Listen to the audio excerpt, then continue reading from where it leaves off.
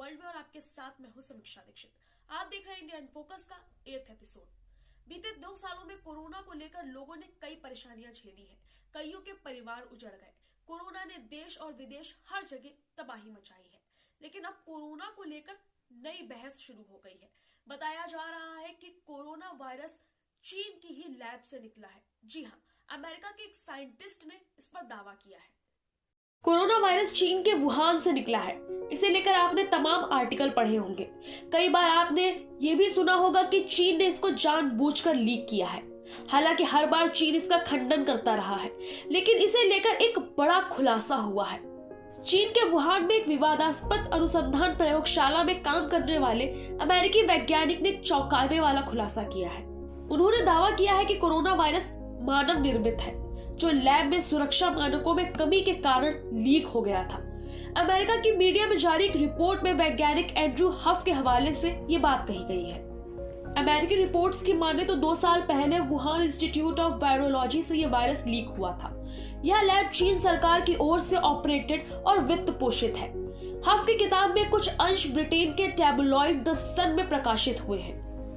हफ eco health alliance के पूर्व उपाध्यक्ष हैं, जो न्यूयॉर्क में स्थित एक गैर लाभकारी संगठन है। यह संक्रामक रोगों का अध्ययन करता है। हफ ने अपनी किताब में दावा किया है कि चीन के गैन ऑफ फंक्शन प्रयोग अपर्याप्त सुरक्षा के कारण किए गए, जिसके परिणाम स्वरूप वुहान लैब में रिसाव हुआ। हफ ने अपनी नई किताब द ट्रुथ अबाउट वुहान में यह दावा किया है। हफ ने 2014 से 16 तक इको हेल्थ अलायंस में काम किया है। उन्होंने कहा कि गैर लाभकारी संगठन ने कई वर्षों तक वुहान लैब को अन्य प्रजातियों पर हमला करने के लिए चमगादड़ को तैयार किया। इन्हें कोविड संक्रमण फैलाने में सक्षम बनाया गया।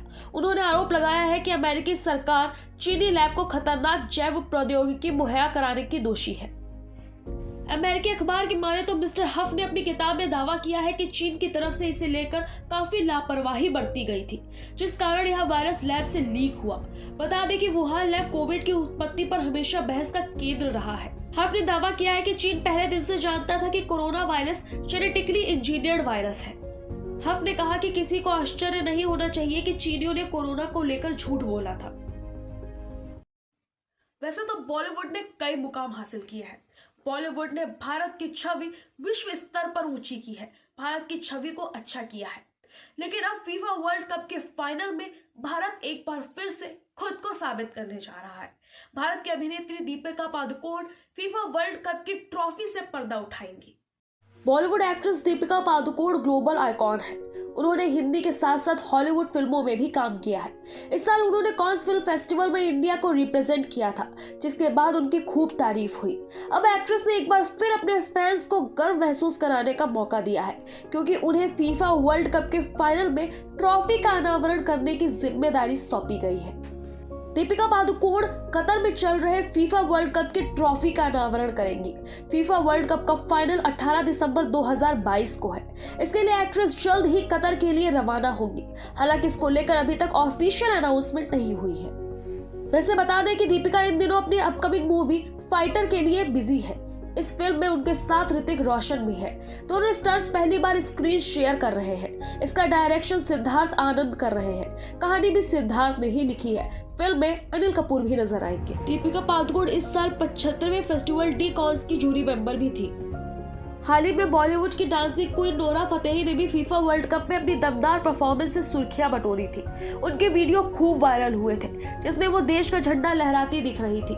हालांकि इस वजह से उन्हें ट्रोल भी किया गया था, क्योंकि उन्होंने झंडा उल्टा पकड़ा हुआ था।